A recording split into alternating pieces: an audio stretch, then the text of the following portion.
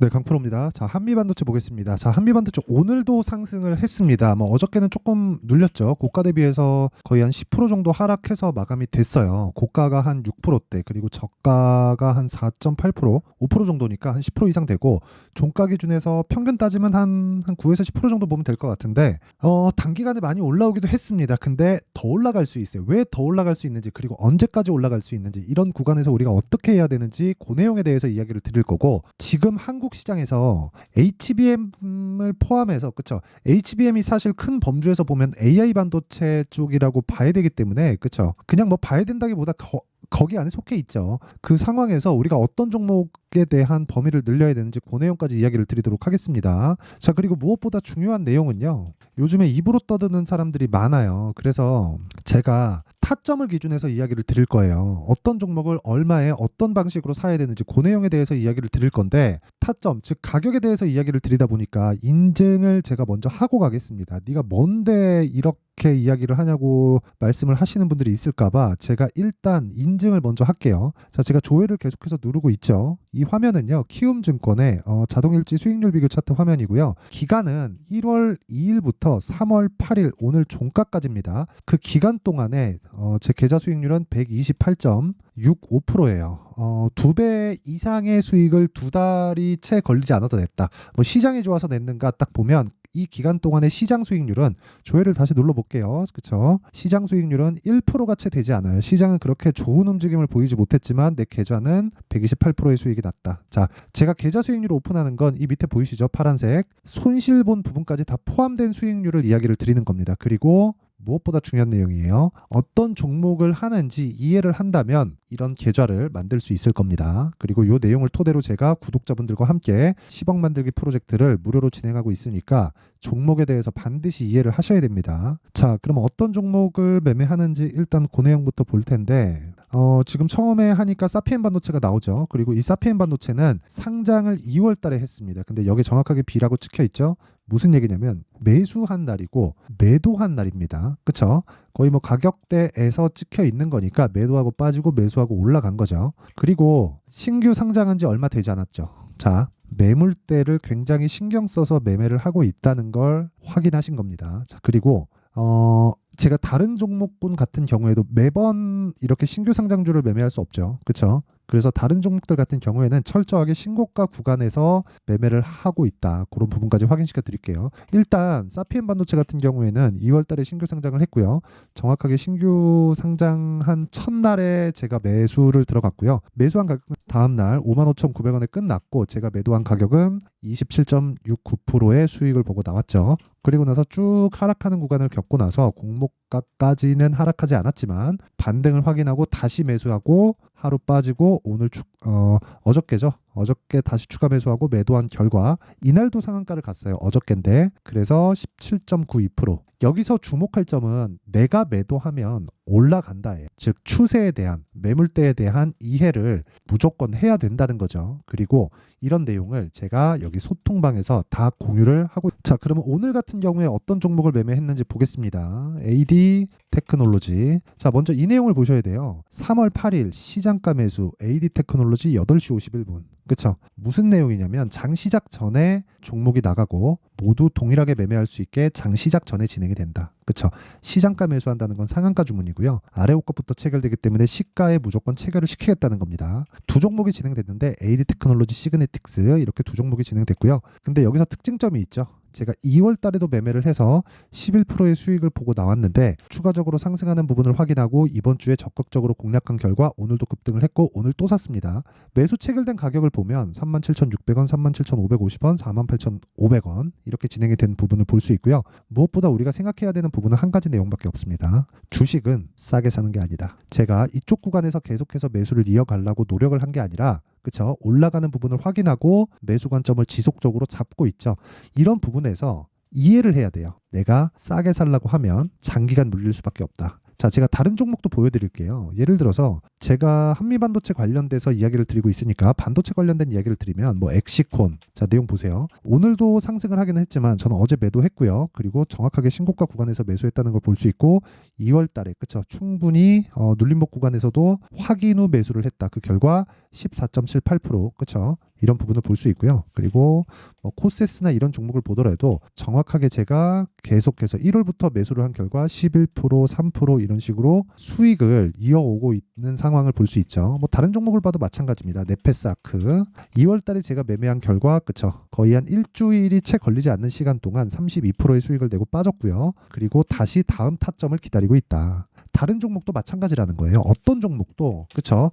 혼자서 움직이는 종목이다 아니다 이런 부분이 아니라 저가를 확인하고 그리고 신고가를 만드는 구간에서 내가 타점을 잡을 수 있어야 되고 그랬을 때 이 정도의 수익 그쵸? 자 DI를 보더라도 어때요? 18%, 22% 그쵸? 이런 식으로 계속해서 수익이 발생하고 그런 부분이 다 합쳐져서 아까 전에 봤었던 제 계좌 수익이 만들어지고 그 내용을 토대로 제가 10억 만들기 프로젝트를 진행하고 있습니다.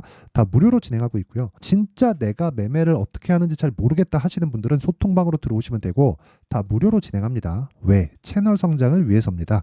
자 그래서 구독과 좋아요 꼭 좀 부탁드리고요. 상단에 있는 전화번호로 10억이라고 문자 보내주시면 제가 소통방 입장 링크를 순차적으로 공유를 해드리도록 하겠습니다. 자 그러면 인증은 뭐 이 정도 하면 되는 것 같아요. 뭐 다른 반도체 종목도 많은데 뭐 굳이 그런 것까지 이야기하기는 좀 그렇고 계속해서 이야기를 진행하겠습니다. 일단 한미반도체가 올라가는 부분은 실적이 좋아서 올라가는 게 아닙니다. 주식은 실적이 좋아서 올라가는 게 아니라 좋아질 것 같아서 올라가는 거예요. 좋아질 것 같은 배경이 있죠. AI 그쵸? AI 시대가 열렸다. 근데 한미반도체는 여기서 뭐라고 있어요? 반도체 요걸 만드는 게 아니라 반도체를 만드는 장비를 만듭니다. 그쵸? 그럼 이 장비는 어디 들어가요? 일단은 하이닉스 쪽으로 들어가고요. 지금 하이닉스의 메모리 반도체를 엔비디아에서 사다 씁니다. 엔비디아는 그쵸? 하이닉스에서 만드는 메모리를 엔비디아에서는 만들지 않습니다. 앞으로도. 그쵸? 엔비디아에서 보고 있는 부가가치하고 하이닉스에서 보고 있는 부가가치는 완전히 다르기 때문에 그래요. 어떤 부분이 더 좋다? 당연히 엔비디아가 더 좋습니다. 하지만 엔비디아가 성장함에 따라서 어쩔 수 없이 하이닉스도 성장할 수밖에 없고 하이닉스가 성장하는 거에 따라서 한미반도체도 성장할 수밖에 없는데 한미반도체는 거기서 독보적인 장비에 대한 부분을 지금 차지하고 있어요. 이게 무슨 얘기냐면 지금 실적은 좋지 않지만 앞으로 좋아지는 실적에 의해서 주가가 상승세를 만들어갈 수 있다는 거예요. 그리고 지금까지도 그렇고 그런 부분을 우리가 어디서 볼 수 있냐면 자 제가 주봉으로 돌려서 보여드릴게요. 23년 초에 주가는 한 10,000원 정도였습니다. 근데 추가적으로 상승을 했고 쉬었다가 요즘에 또 올라가요. 그쵸? 언제부터인지 보면 바닥을 쳤습니다. 왜? 최악의 구간을 먼저 보내왔기 때문에 그리고 나서 먼저 그 선반영이라 그랬잖아요. 먼저 반영한 부분이 되돌리는 과정을 거치고 나서 5월 달에 엔비디아 실적을 보고 주가가 튀어가기 시작해요. 그랬을 때 그쵸? 충분히 선반영한 구간에서 거의 한 5개월, 6개월 정도 횡보 구간을 거치고 나서 엔비디아의 실적을 또 확인하고 또 올라가기 시작합니다. 그쵸? 그러면 지금 한미반도체가 자, 제가 지금까지 말씀드린 내용이 맞다면요. 한미반도체가 지금 어때야 돼요? 실적이 나빠야 돼요. 어때요? 나쁘죠. 22년 12월, 즉 22년 결산 실적은 영업이익 기준에서 1,119억인데 23년 결산 실적은 346억입니다. 그렇죠? 자, 한미반도체는 여기까지 얘기를 드릴게요. 주가는 미래 가치를 반영해서 올라간다. 자, 그럼 여기서 제가 드릴 수 있는 이야기는 주가가 어디까지 올라갈까? 그건 모릅니다. 그렇죠? 그런데 일단 그 세력에 대한 이야기를 드리면 세력들은 어디까지 올라갈지 알 수 있을까요? 모릅니다. 네, 몰라요. 왜 그런 줄 알아요? 엔비디아의 실적에 따라서 움직이는 걸 제가 지금 확인시켜 드렸죠. 그런데 엔비디아가 어디까지 좋아질지 한미반도체의 세력이 알 수 있어요? 없습니다. 그래서 세력이라는 허상에 찌 마세요. 그러면 우리가 어떻게 봐야 되냐? 자, 잘 보세요. 한 번의 시세가 만들어졌을 때 어떤 이벤트가 있기 전까지는 계속 올라갑니다. 물론 코스닥에 뭐 흔히 얘기하는 뭐 잡주, 진짜 우리가 얘기하는 뭐 세력들이 핸들링할 수 있는 종목들, 시가총액 5천억 이하 종목들 이런 종목들이면 그런 게 가능해요. 그런데 한미반도체가 올라가는 건 뒤에 탄탄한 베이스가 있어요. 첫 번째 하이닉스, 그리고 여기에 삼성전자도 붙을 수 있고요. 삼성전자 하이닉스 뒤에는 엔비디아가 있습니다. 그렇죠? 그러면 이쪽에서의 큰 흐름을 한미반도체까지 맡고 있는 거예요. 그런데 여기서 생각을 해보자고요. 일반적인 종목, 그쵸? 아까 전에 말씀드렸던 대로 뭐 시가총액 5천억, 3천억 또는 그 이하 이런 종목이라면 진짜 세력들이 들어와서 흔들어 제낄 수 있어요. 그런데 요즘에는요, 펀드 자금이 들어옵니다. 이 정도의 그 규모 사이즈가 되면 그 펀드 자금은 철저하게 로스컷 기준을 지켜야 돼요. 만약에 그걸 지키지 않으면 그 펀드 매니저는 자리를 빼야 됩니다. 그쵸? 무슨 얘기냐면 올라가는 구간이 매집 구간이라는 거예요. 이쪽 흔히 얘기하는 거래 없이 횡보하는 구간. 그쵸? 지금은 고가잖아요. 이 고가가 아니라 이쪽 구간이라고 쳐볼게요. 이렇게 내려가면 내려갈수록 거래가 현저하게 줄어드는 걸 우리는 확인할 수 있죠. 그쵸? 올라가면 올라갈수록 거래가 현저하게 늘어나는 걸 확인할 수 있고 이 구간에서도 횡보하는 구간에서 거래가 현저하게 줄어드는 걸 확인할 수 있습니다. 우리가 여기서 봐야 되는 건 매집은 거래가 없을 때 하는 게 아니라 올라가면서 한다는 거예요.